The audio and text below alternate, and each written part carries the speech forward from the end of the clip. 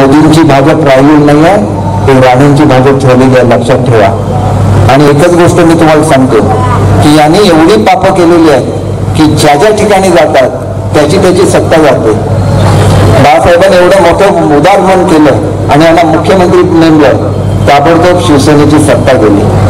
काँग्रेसने ना आपल्यामध्ये घेतलं आणि महसूल मंत्री केलं, ताबडतोब काँग्रेसची सत्ता गेली. फडणवीस साहेबांना आज सुद्धा मी सांगितलेले वाक्य लक्षात असतील.